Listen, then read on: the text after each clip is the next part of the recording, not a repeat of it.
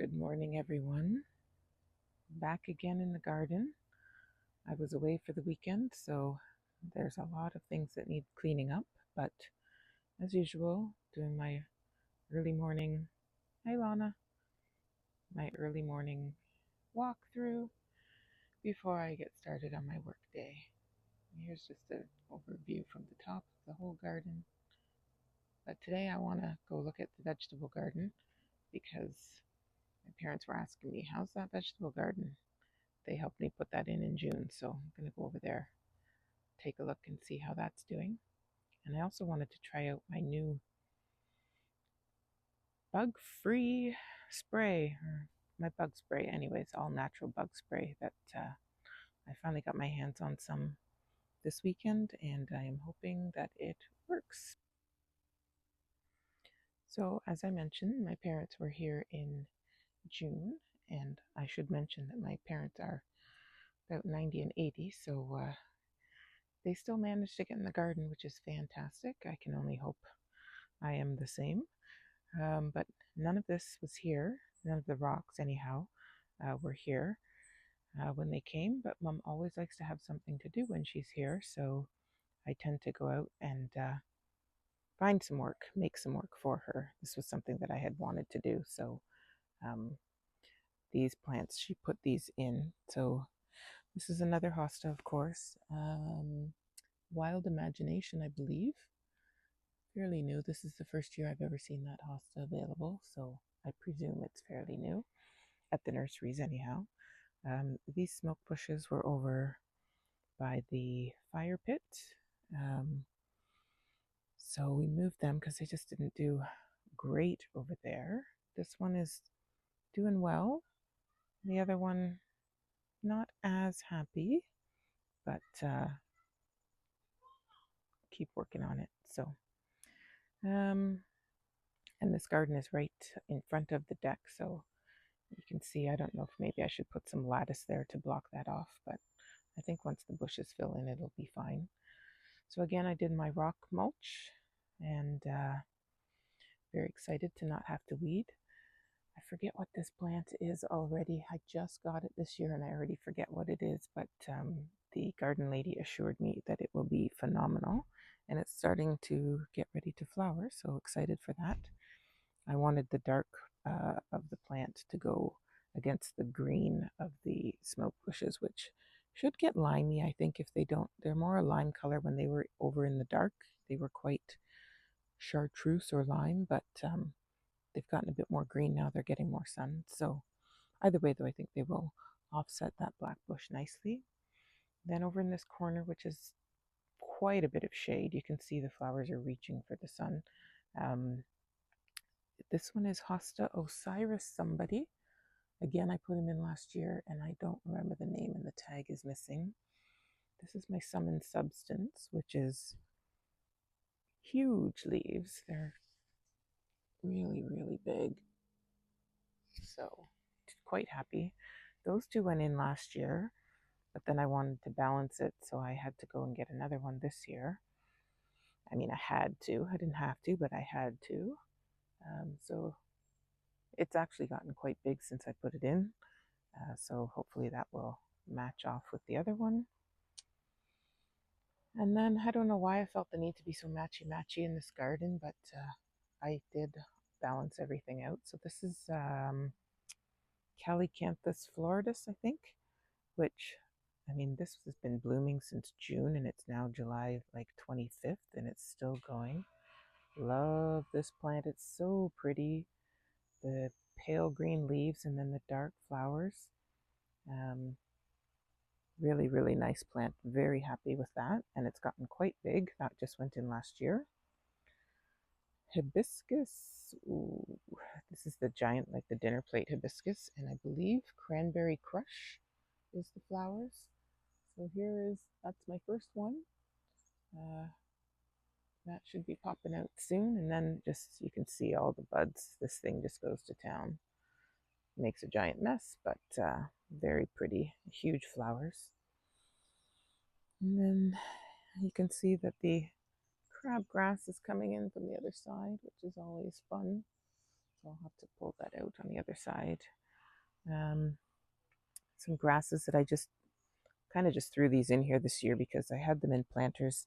They didn't overwinter well, so I took them out of the planter. They did overwinter, so that's good. They came back, but um, I'm not going to take my chances on that this year again. So I put them in here along with the zebra grass. And then another, this is the same color. I will say I did not mean to match the hibiscus flowers. I wanted matching plants, but not flowers. But for some reason, I picked up one and said, ooh, cranberry crush, that would be nice. And then I looked around at all the different varieties and I picked up another one and said, ooh, cranberry crush, that'll be really cool. And I got home and I had 2 cranberry crushes. So, but they're beautiful, so that's fine. And then we have this again, the I think they call this Carolina Allspice is the other name for this one. So I just got this one this year. Not too happy, but I'm going to start giving it some more water and see if that helps those burning leaves. But it did flower, so it did all right, and got some new leaf growth coming at the top. So, and then on the corner, and I will say I have no mosquitoes on me yet, so I'm pretty excited about that. Is my, this one I know what it is because the tag is still on it. My Rose of Sharon white chiffon is the flower color, which I looked everywhere for. And as I get in close, I'm sad to see what's going on with the leaves here. I'm gonna have to Google that and see what that is. But I wanted a Rose of Sharon that was all white, no color in the center, like the normal Rose of Sharon. I wanted it all white. So this is, I mean, look at how silky those flowers look. I don't know if you'll be able to see,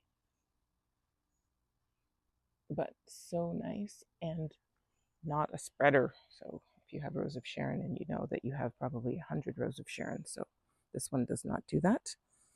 We have no babies that came up this year.